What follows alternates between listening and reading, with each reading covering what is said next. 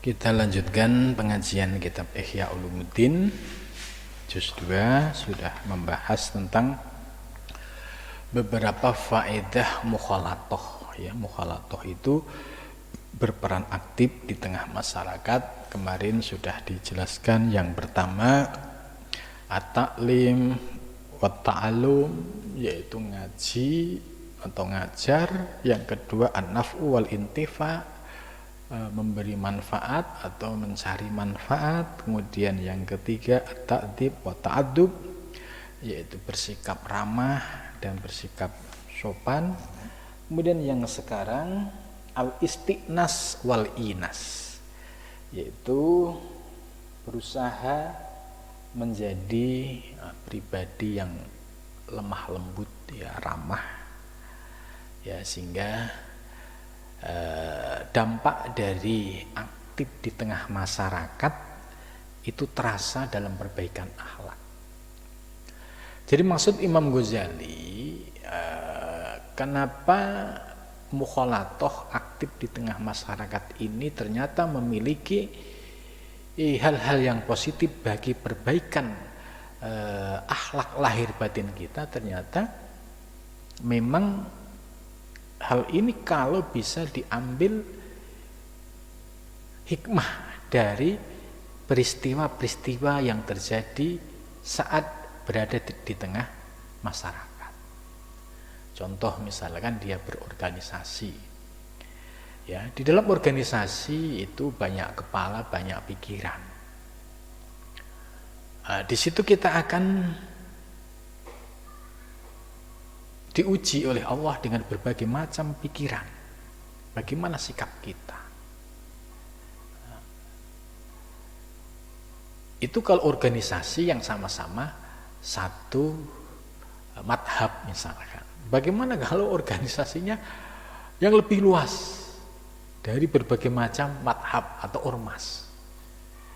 Di situ kita juga diuji bagaimana kita bisa mengambil manfaat dari pergaulan ini, sehingga di level awal kita yang satu warna itu kita sudah berhasil mampu menunjukkan akhlakul karimah, ya, tidak beda pendapat sedikit, kemudian tidak mau menerima, gitu. Dia sudah menjadi bijak, menghormati keputusan bersama, walaupun pendapat dia itu kalah, gitu, tapi dia sportif. Wujud sikap sportif menghormati keputusan bersama ini bagian dari perbaikan akhlak mental yang secara nyata.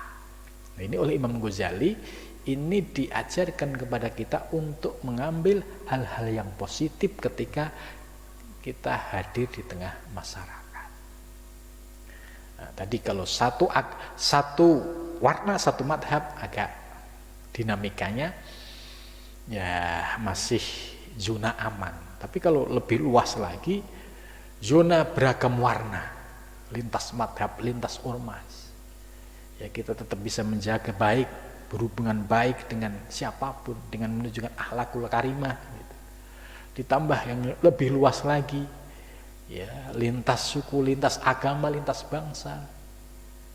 Nah, apabila kita bisa mengambil sisi-sisi positif, maka kita akan bisa menjadi pribadi yang fleksibel, yang santun, ya, insya Allah bisa diterima oleh semua pihak, gitu. Tapi kalau kita dari awal ini sudah keras, karakternya keras, wataknya keras, susah menerima nasihat orang lain, ya susah untuk dia bisa naik pada jenjang berikutnya, karena diperlukan keluasan, kelembutan dalam bersikap. Itu. Nah, disinilah pentingnya mukhalatoh yang disampaikan oleh Imam Ghazali. Ya, jadi mukhalatoh di sini ternyata banyak sisi positif yang bisa memperbaiki kualitas diri kita. Ya, contoh tadi dalam berorganisasi. Ya, kalau kita tidak berkumpul dengan banyak orang, kemudian mendengarkan masukan, apalagi mendengarkan kritikan yang sudah menembak kita, apalagi ditambah tembakannya itu terlalu keras, kritis, kemudian dengan kecaman dan macam-macam, lah di situ kita akan diuji. Kalau kita bisa bertahan, tetap dingin, tetap menunjukkan akhlakul karimah, nah kita akan mendapatkan poin yang cukup banyak. Itu. Nah, pada pembahasan ini al-istiqnas wal inas ya, wa ghurdu man yahdurul walaim, yaitu menjadi tujuan bagi orang-orang yang suka menghadiri walaim. Walaim jamaknya walimah. Ya, misalkan ada undangan ya orang menikah, orang macam-macam, ya resepsi dan lain sebagainya. Wa adawat dan undangan-undangan lain-lainnya lah gitu. Wa mawadi'il muasyarah dan tempat-tempat yang menjadi tempat berkumpulnya orang banyak. Ya, wal uns.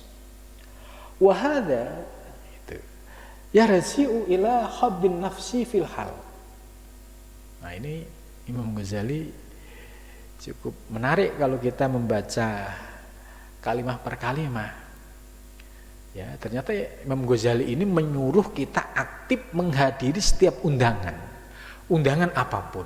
Ya, kalau kita misalkan dalam konteks ya lingkungan, ya ada RT RW atau kelurahan, dalam konteks organisasi ada tingkat desa, tingkat kecamatan atau tingkat kabupaten atau tingkat provinsi atau bahkan tingkat nasional gitu, atau kegiatan-kegiatan lainnya.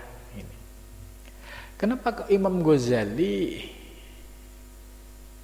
memberikan bimbingan supaya kita hadir di undangan-undangan tersebut.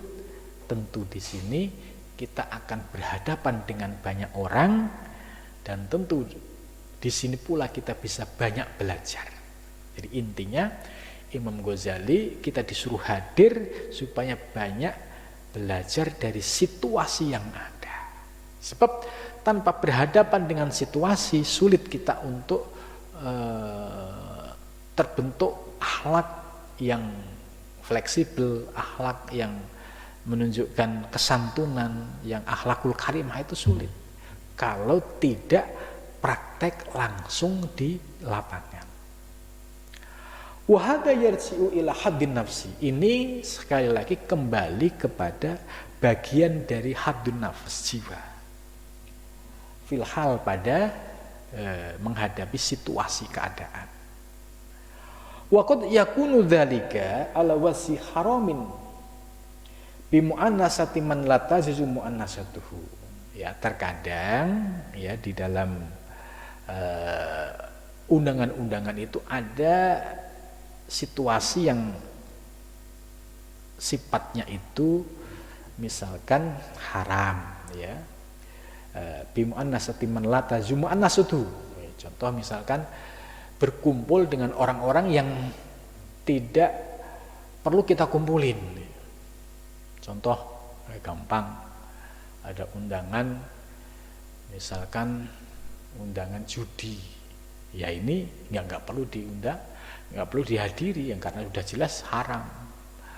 Atau undangan ya, terus di situ ada tontonan yang erotis, ya, itu juga termasuk ala wajhin haramin bi muannasatihi man la tazum muannasatu. Gitu. Jadi kita harus bisa memilah-milah mana undangan yang positif, yang punya nilai yang bermanfaat, mana undangan yang ada potensi negatif. Ya, contoh tadi ada tontonan dangdut misalkan. Nah, itu banyak potensi negatifnya dibandingkan itu lebih banyak potensi negatifnya dibanding positifnya. Jadi negatifnya lebih besar. Maka di sini ada leveling sampai itu jelas haram, ya jangan dihadiri. Gitu. Au ala wasin mubahin, atau ala wasin mubah, atau pada posisi yang sifatnya mubah. Ya, undangan mubah. seperti kayak undangan misalkan undangan hari ulang tahun. Ya, ini kan sifatnya mubah. Selama dalam ulang tahunnya itu tidak ada hal-hal yang haram. Ya, disebut mubah karena kita diundang untuk mendoakan. Berdoa itu dianjurkan dalam agama. Ya. Nah, jadi Imam Ghazali memberikan batasan jangan sampai masuk ke wilayah undangan-undangan yang di dalamnya ada potensi haram. Karena itu pasti ada potensi negatifnya. Kalau yang mubah pun juga bisa dilihat, ya, mubahnya itu mubah yang memang murni mubah, tidak ada potensi keharaman, potensi kemaksiatan, ya. Tentu ini bisa dihadiri. Wa qad yustahabu dzalikal amru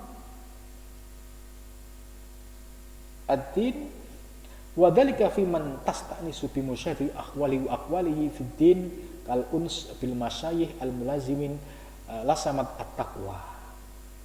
Nah, terkadang disunahkan, ya, yaitu untuk bisa menyaksikan langsung bimusyadati ahwal, melihat kondisi orang banyak yang macam-macam tadi, wa aqwal dan ucapan, ya. Kemudian fitin, ya, terkait dengan persoalan agama, kal uns bil masyayikh, yaitu seperti ada sifat keramahan dari para masyayikh al-mulazimina, masyayikh yang mulazimin, yang istiqomah, ya, lasamat taqwa, ya, niscaya dapat bisa memperbaiki kualitas takwa.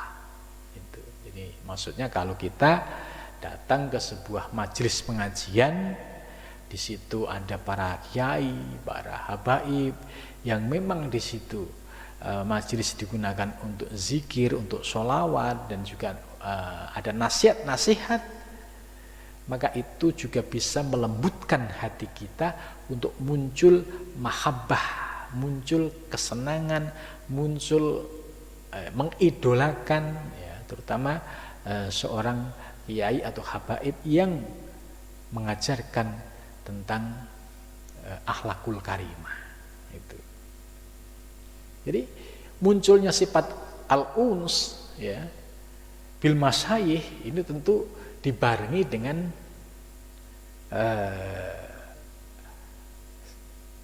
nasihat-nasihat yang diajarkan. Ya, tentu orang yang pernah, ya, mendengarkan nasihat ulama A, ya, yang menyejukkan, gitu, itu tentu ketika lama nggak ngaji pasti pengen ngaji. Oh ya, saya kangen nasihat-nasihat Syekh A, Syekh B, gitu, atau Habib A, Habib E, gitu. Karena sangat meneduhkan, sangat solutif, ya, istilahnya menenteramkan batin, gitu. Nah, ini majelis-majelis yang seperti ini, nah ini, ya, direkomendasikan untuk bisa dihadiri, ya. Karena secara tidak langsung bisa muncul mahabbah dengan masyayikh, kecintaan kepada masyayikh otomatis akan menambahkan ketakwaan kepada Allah. Tapi terkadang juga wa yustahabu idza kana al-ghurdu minhu tarwihul qalbi litahyiji dawa'in nasyatimi fil ibadah, gitu. Dan terkadang juga disunahkan apabila tujuannya, ya, itu tarwihul qalbi. Tarwihul qalbi itu artinya untuk menyenangkan hati, ya, supaya muncul dawa'id nasyat, supaya bangkit jiwa kita fil ibadah. Ya, contoh misalkan kalau kita hadir di komunitas orang-orang ahli thariqah, itu pasti berdampak, ya, kita akan mengikuti irama bagaimana kecintaan orang thariqah ini dalam beribadah. Muncullah semangat baru, untuk melakukan ibadah dan zikir.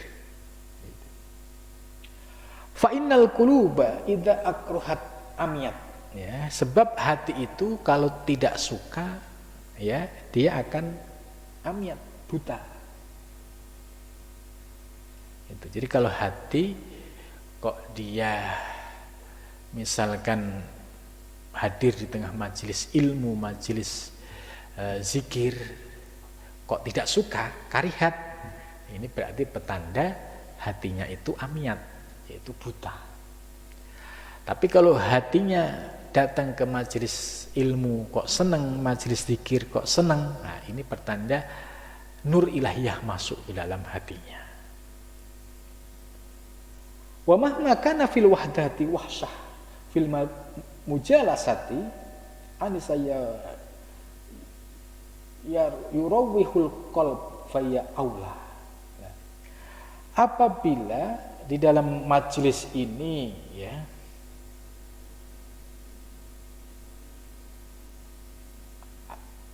wa makana fil wahdah wahsyatan, ya, apabila ada satu keburukan dalam satu tempat, fil mujalasah, dalam mujalasah itu ya istilahnya forum, akan tetapi dia bisa mengambil sisi positifnya, ya, hatinya itu dibikin nyaman, maka fahiya aula, ya, sikap mengambil sisi positif yang nyaman ini lebih penting. Idil wifku fil ibadah min jasmil ibadah, karena keberhasilan di dalam ibadah itu, ya, min hajmil ibadah, menjadi satu paket dalam ibadah. Jadi orang mau senang ibadah itu ya diawali, dimulai dulu dengan lingkungan situasi yang mendukung ibadah. Kalau aura positif di lingkungannya ini berpengaruh pada dirinya, maka akan membekas pada dirinya, dia akan berubah menjadi ahli ibadah. Nah, membangun komunitas ini seperti ini sangat penting, karena bisa mempengaruhi untuk meningkatkan kualitas ketakwaan kita kepada Allah. Tapi kalau satu majelis kok ketakwaan kita menjadi menurun, yang dulunya rajin sholat menjadi nggak sholat, dulunya rajin zikir kok nggak zikir, ya, jadi mengalami penurunan secara kualitas ibadah, ya ini jangan diteruskan, sebab ada dampak negatif dari mujalasah ini. Tapi kalau mujalasah di situ ada motivasi, ada semangat, ya, untuk lebih baik, untuk semakin takwa, semakin taat dalam menjalankan perintah Allah, lah ini perlu dihadiri dan perlu diikuti, karena berpengaruh kepada hal-hal yang positif dalam diri kita. Kemudian Imam Ghazali mengutip pendapatnya, mengutip hadis, ya, innallaha la yamallu hatta tamallu. Sesungguhnya Allah itu tidak bosan sehingga kalian sendiri yang bosan. Itu. Wa hadza amrun la yastahni anhu fa inna nafsa la ta'allaq bil haqq 'ala dawam ma lam taru. Itu maksudnya dalam mengendalikan hawa nafsu, yaitu perlu bertahap, ya, tidak bisa sekaligus berubah total, tidak. Sebab, ya, nafsu fa'inan nafsa, sesungguhnya nafsu latu allafu al-haq ala dawam, itu tidak bisa, belum terbiasa kepada sebuah kebenaran secara terus menerus, ya, malam taruh selagi dia tidak ada ruang untuk istirahat. Jadi artinya proses secara bertahap ini penting, ya, untuk menjadi orang yang bertakwa itu tidak ujuk-ujuk, tidak sekaligus, tapi bertahap. Wa fi taklifiha al-mulazamah da'iyatun lil fatrah. tapi yang perlu dipahami bahwa dengan mulazamah membiasakan diri hadir pada majelis-majelis yang di dalamnya ada ketaatan, ya, itu dapat menarik lil fatrah wa hadza anni bi qaulihi alaihi salam. Ini berdasarkan hadis Nabi, inna hadzal matinun, sesungguhnya agama itu kokoh, fa'augil, maka masuklah fihi di dalam agama birifkin, dengan lembut. Itu. Ya, kemudian dalam hadis lain juga Imam Ghazali mengutip, al-mar'u ala dini khalilihi falyangdur ahadukum man yukhalil. Ini maksudnya dampak dari pergaulan, ya, kalau kita sering datang ke majelis dzikir, majelis ilmu, itu pasti dampak positifnya akan terasa bagi kualitas keimanan kita dan ketaatan kita. Sebaliknya, orang yang jauh dari majelis dzikir, apalagi yang didatangi itu adalah majelis-majelis yang urusannya duniawi tok, nggak pernah urusan akhirat, pasti akan berdampak kepada munculnya sifat ambisi terhadap dunia semakin menjadi-jadi. Nah, ini berbeda dengan orang yang sudah mendatangi majelis ilmu, majelis dzikir, ya, sehingga muncullah kesadaran untuk memperbaiki diri, untuk mendekatkan diri kepada Allah Subhanahu wa taala. Nah, dampak dari menghadiri majelis-majelis ini sangat penting sekali bagi orang-orang yang posisinya yang masih, ya, aktif di tengah masyarakat dan dia sudah punya orientasi untuk menuju Allah. Ternyata dengan menghadiri majelis-majelis ilmu bisa menjadi sarana untuk memperbaiki kualitas keimanan yang ada di dalam dirinya. Faqad qala sallallahu alaihi wasallam, Imam Ghazali mengutip hadis Nabi, al-mar'u, bermula seseorang, ala dini khalilihi, itu tergantung dari agama sahabat karibnya. Fal yangdur, maka lihat, ahadukum, seseorang, man, siapa, yukhalilu, yang dekat dengannya. Gitu. Jadi kalau melihat orang, lihatlah temannya. Oh, si A itu dekatnya dengan ahli thariqah, ya insya Allah dia juga akan menjadi ahli zikir dan ahli thariqah. Oh, si A ini dekatnya dengan ulama yang misalkan fakih, ilmu fikih, oh iya berarti dia juga akan banyak memahami persoalan fikih. Oh, si A ini nggak pernah datang ke majelis ilmu, datangnya ke majelis kongko-kongko, ya itu bisa dilihat kualitas teman-temannya. Itu pasti nanti, ya, dilihat sholatnya pasti berantakan, ya buru-buru sholat pasti. Dalam majelis yang seperti itu ada juga potensi kemaksiatan. Maka hadis al-mar'u ala dini khalilihi ini untuk melihat, ya, seseorang itu tergantung dari dia dekat dengan siapa. Kalau dekat dengan orang-orang yang dekat dengan Allah, ya pasti akan mendapatkan manfaatnya. Sebaliknya kalau dia dekat dengan orang-orang yang jauh dari Allah, dia juga akan merasakan dampaknya. Nah, mudah-mudahan dengan penjelasan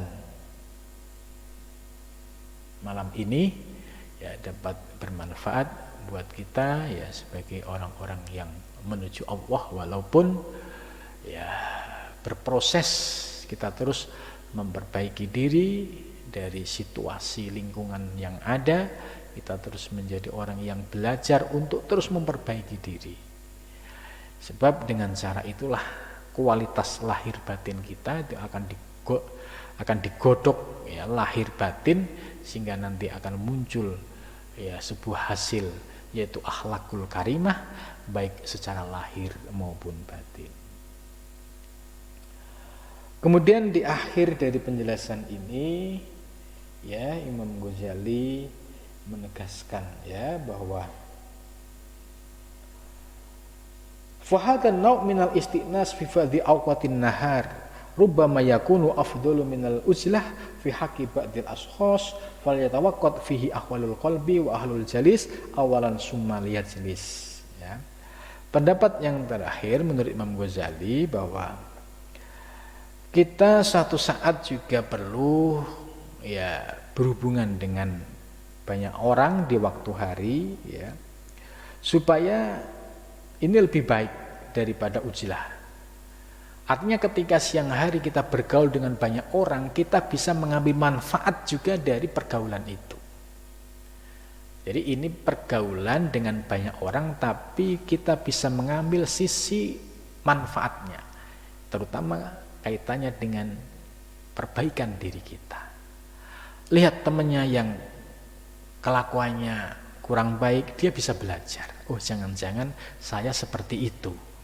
Lihat si B begini, si C begini, dia bisa banyak belajar. Akhirnya dia menjadi orang yang terus belajar untuk memperbaiki diri. Ini lebih baik menurut Imam Ghazali dibandingkan ya ilmunya belum seberapa terus ujuk-ujuk memutuskan untuk uzlah. Nah di uzlah sepi sendiri, nggak dapat ilmu apa-apa, maka yang terjadi ya dia buang-buang waktu.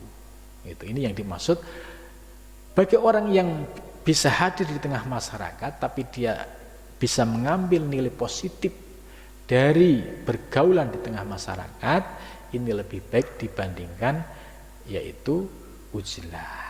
Ya, sebab kalau uzlah tidak didasari dengan ilmu, ini juga sia-sia dan tidak produktif. Mudah-mudahan dengan penjelasan ini kita bisa memperbaiki diri dan senantiasa kita bisa mengambil hikmah-hikmah pelajaran-pelajaran yang disampaikan oleh Imam Ghazali.